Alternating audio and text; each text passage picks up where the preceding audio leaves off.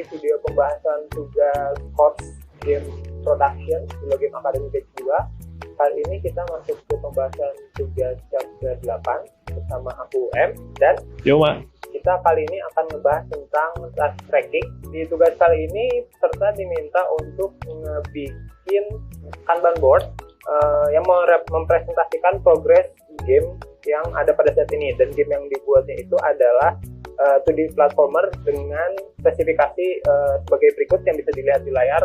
Desainer di aspek desain berapa, aspek art berapa, programmer berapa, audio berapa. Oke, kalau kayak gitu kita langsung aja bahas dari peserta pertama. Dari ini yang punya Arya.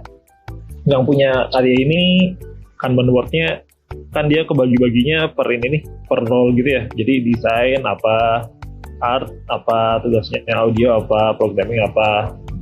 Nah, itu sebenarnya ada plus minusnya sih. Cuman kalau misalkan dari saya sendiri, mungkin dari standarnya Agate juga ya, itu pakainya nggak kayak gini. Soalnya kalau pakai yang kayak gini, kita bakal susah nge-tracknya nih, mana aja yang udah done atau belum. Kan kalau misalkan bisa lihat di gini, yang udah done cuman hijau-hijau gini kan. Nah, tapi kita nggak bisa lihat overall keseluruhannya tuh, mana aja yang udah done. Apalagi kalau misalkan pembagiannya itu per kayak stage 1, stage 2, nah gitu kita bakal susah sih nge-tracknya kalau misalkan bentuknya begini. Nah, jadi bagusnya sih di atas ini yang desain art audio itu diganti. Jadi kayak pertama backlog itu sebenarnya kayak list apa aja yang harus kita kerjain sampai biasanya bisa per sprint atau sampai developmentnya beres. Cuma kalau misalkan gamenya gede, biasanya dipecah-pecahnya per sprint. Sama kalau misalkan ada input atau feedback yang kira-kira baru kepikir di tengah-tengah, masuknya ke backlog gitu. Nah, habis itu ada to-do list. To-do list itu biasanya yang bakal spesifikin kita kerjain. Biasanya kalau Scrum itu kan per 2 minggu tuh satu sprint gitu. Nah, jadi backlog tadi itu card-nya digeser-geser nih ke to-do, ke bagian to-do itu buat target sprint-nya. Terus buat daily-nya itu ada doing. Nah, doing ini yang lebih spesifik lagi, yang lagi dikerjain sama timnya sekarang apaan. Nah, jadi kamu juga kalau misalkan dibikinnya kayak gitu, kamu punya nge-trackingnya lebih enak gitu, kayak lagi ngerjain apa aja sih anak-anak sekarang. Nah, itu kamu bisa lihat di group card yang doing. Oh, di sini misalkan ada lagi ngerjain BGM, lagi ngerjain aset, F0 gitu-gitu. Jadi kita kalau misalkan ditanyain kurangnya apa aja, nah kita bisa nge-refer ke to-do-nya. Oh, buat sprint ini to-do-nya masih ada 3 card lagi. Jadi dibaginya per role kayak gini, mendingan dibagi kayak backlog itu, terus to-do, doing, habis itu bisa ready for QA atau bug, habis itu baru ke done. Atau ini saya ada contoh gitnya sih. Oke, nah ini tadi open itu sama aja kayak backlog ya. Ini kayak list apa aja yang kita harus beresin. Terus to do ini buat yang sprint ini. Nah, jadi kayak dari dari backlog nanti digeser-geser ke to do. Habis itu kalau ada yang ngerjain doing, yang dari si to do ini digeser ke sini. Nah, kalau di Agate sendiri biasanya ditambahin ini standarisasi dari QA-nya Agate. Itu ada ready for QA, bug, sama pas QA. Jadi kalau misalkan di doing itu udah beres, nggak langsung ke done. Dia pindah dulu ke ready for QA. Jadi dites dulu sama QA. Kalau misalkan emang udah pas, baru pindah ke sini. Terus kalau misalkan masih ada bug atau apa, biasanya card-nya pindah ke sini. Kayak misalkan leaderboard nih. Leaderboard itu udah beres, kita masukin ke ready for QA. Nah, ternyata di ready for QA, leaderboardnya masih ada bug dan lain hal. Nah, itu bisa dibalikin ke doing lagi. Terus kalau udah di doing, balikin lagi ke ready for QA, dicek QA. Kalau udah beres, baru ke pas QA. Nah, kalau misalkan udah pas QA, itu kan udah beres di tes sama QA nih. Terus kita pengen masukin ke build-nya, itu bisa digeser ke done. Nah, kalau close itu yang udah aman sih kira-kira. Udah nggak ada masalah, baru di close-closing card-nya. Oke, balik lagi ke screen yang tadi. Sebenarnya bagus sih dia ngebikin kayak di tag-tagin kayak gini, desain, screen flow lengkap, terus art, UI screen lain gitu-gitu. Kalau misalkan di Git tadi kan udah ada labelnya tuh, cuman setahu saya sih di Trello juga ada labelnya sih, jadi kita nggak perlu tulis di sini, bisa by warna di atas atau gimana. Nah, cuman paling ada beberapa nih yang bisa didetailing lagi, kayak misalkan ini art UI in game, coba tolong dibukain. Nah, itu kan sebenarnya listnya ada banyak nih. Art UI in game itu nggak cuma satu kan, dia ada misalkan health bar, terus pause button atau skill button dan lain-lain. Nah, itu bagusnya kalau misalkan emang detailnya ada banyak, ditulis dibikin jadi checklist gitu sih di dalamnya. Jadi kita buka kartu dulu, terus bisa di description atau yang di atasnya itu kita kasih checklist dulu. Harusnya bisa kok di Trello. Baik lagi tujuannya biar kita nge-tracknya lebih presisi aja sih, lebih gampang, lebih enak, lebih presisi. Jadi kalau misalkan kita tanyain udah ngerjain yang art UI atau belum, udah.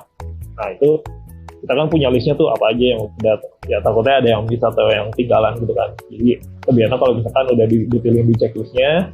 Kalau udah, nanti si artisnya bisa lapor ke kita, pas ini udah, terus kita cek kan ke quality-nya, kira-kira udah oke atau belum. Kalau udah oke, baru kalian bisa nge-checklist. Oke, bisa lanjut ke yang lain gitu.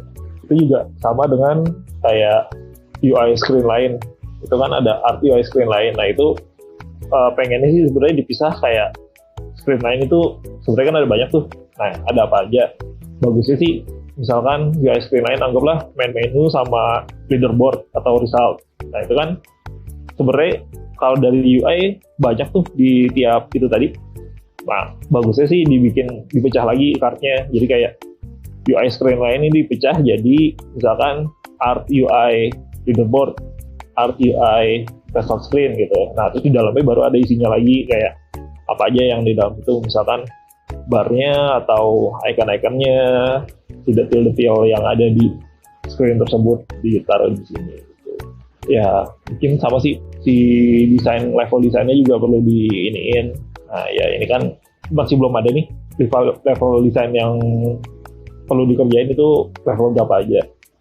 Nah, jadi paling PR buat Rama coba didetailing lagi aja, kayak tas-tasnya sampai cukup detail. Soalnya kalau yang sekarang kan masih kayak ngawang-ngawang banget nih. Berarti kurang lebih secara pengorganisasian si tasnya udah cukup oke ya, cuman paling perlu didetailing aja ya di dalam tasnya gitu ya. Oke, kita masuk ke selanjutnya. Ini dari Made Agus Panji Sujaya. Nah, ini yang Made sebenarnya bagus sih karena dia taruh ini di deadline. Ini kalau dilihat ada Mei 6 itu deadline itunya sih, deadline pengerjaannya. Cuman yang jadi masalah di semua KT masih tanggal Mei nih, harusnya kan nggak ada. Harusnya kan nge-refer ke timeline yang udah pernah dibuat kemarin-kemarin tuh. Jadi kalau misalkan kayak select stage mungkin, nah itu kan ngerjainnya juga nggak mungkin sampai tanggal 6 itu kan, bisa aja cuma sehari 2 hari. Nah itu di tanggalnya disesuaikan sama itu sih, jadi nggak semua numpuk di akhir gitu. Itu terus mungkin coba kalau yang si UI in-game-nya dibuka. Nah ini juga deskripsinya nggak ada sih 80%, cuman 80% kan apa aja si ya tuh pengennya sih teman-teman bisa bisa nge-mockup lah kayak UI in game yang kurangnya apa aja, yang udahnya apa aja gitu. Kalau dari grouping card-nya sebenarnya yang standar banget kan to do, doing, done. Cuman kalau misalkan buat suatu game yang lebih gede, yang cukup kompleks, sebenarnya itu juga butuh sih, kayak baiknya di antara doing sama done itu ditambahin kayak QA tester, QA atau validasi dari produser gitu. Kan semuanya juga tetap kita sebagai produser kan harus ngecek juga nih si kualitasnya kira-kira udah oke buat di build atau belum, oke udah bisa dicobain ke orang lain atau belum. Nah itu kan sebenarnya itunya dari kita. ketok palunya dari produser. Nah, jadi biar enak aja kita ngeceknya, pengennya sih bagusnya ada card lagi gitu. Jadi kayak habis dia beres, terus kita tes dulu nih. Kalau misalkan kita udah beres ngetes dan approve, baru dipindahin ke Dan. Yang Dan itu udah siap buat di-publish. Oke, kurang lebih kalau untuk yang Made itu salah satu bagusnya itu adalah dia udah nyantumin tanggal deadline-nya ya, walaupun si penanggalan deadline-nya masih sama semua gitu, belum di-up lagi. Oke, tadi kan udah sempet ya dibahas beberapa, misalkan soal pengorganisasian, terus juga sebelum Dan itu baiknya dikasih ada fase QA. Nah, selain itu apalagi sih tips untuk test tracking supaya test trackingnya lebih enak? Oke, buat test tracking yang lebih enak itu sebenarnya kalian butuh grouping yang bagus sih. Mungkin kayak foldering yang lebih bagus. Nah, di sini kan ada penjelasan tentang misalnya level design 5 stage dari 16 stage. Nah, itu enaknya partnya sebenarnya dibikinnya terpisah tuh per satu stage. Atau kalau misalkan emang stage-nya di grouping per dulu kita sempat ada tugas yang 4 environment gitu ya, yang isinya 12 stage, 12 apa. Nah, itu kan groupingnya udah cukup jelas tuh. Anggaplah environment-nya kebagi jadi 4. Itu yang utama. Nah, itu kartnya bisa dibagi jadi 4. Environment 1, environment 2, 3, 4. Nah, terus di dalam environment tadi, di dalamnya ada detail stage-nya. Mungkin stage-nya ada yang berubah dikit atau ada tambah-tambahan lain, kan itu bisa aja dari segi art-nya ya. Nah, jadi dipecahnya sampai segitu sih detailingnya. Terus kayak misalkan si aset karakter dan enemy, nah itu juga bagusnya dipisah kayak aset karakter, terus itu card sendiri. Nanti di dalamnya ada checklist kayak idle, attack, terus death, dan lain-lainnya yang ada si animasinya gitu. Begitu juga yang enemy. Nah, pengennya kalau misalkan sampai sedetail itu, kalian juga nggak kasih task ke timnya enak, kalian juga nge-trackingnya lebih enak sih. Oke, jadi berarti maksudnya adalah dari yang spesifikasi yang sudah dijelasin di instruksi tugas, baiknya dipecahin dulu ya, gitu ya. Terus dibikin kelompok-kelompoknya, baru dimasukin ke si Kanban board-nya tadi ya, gitu ya. Betul, diperkelompokin. Jadi ada tambahan lagi mungkin? Sama ini sih kayak, nah ini sebenarnya ini ada dua nih kayak UI in game sama environment. Nah itu sebenarnya kan cukup gede ya tasknya, dan nggak mungkin juga si anggaplah artis cuma satu itu ngerjain satu task ini. Nah jadi walaupun di tulisan soalnya itu masih kayak 50%, 80% kan itu sebenarnya masih doing tuh. Yeah. Nah, tapi nggak semua kartu ditulis di doing ini sih. Makanya kalau misalkan tadi lihat contoh gitnya Agate kan dia ada backlog, terus to do, doing, QA sama dan. Nah, makanya yang kayak progress itu kalau bisa di doingnya satu orang satu task sih. Jadi nggak double job gitu. Itu rada susah sih nge-trackingnya. Gitu. Jadi harusnya ini ada beberapa yang masih di things to do ditaruh ke situ. Harusnya salah satu aja sih yang ini.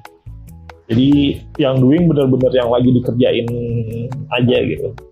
Kalau gitu ya pembahasan tugas game production chapter 8 kali ini, yaitu untuk task tracking.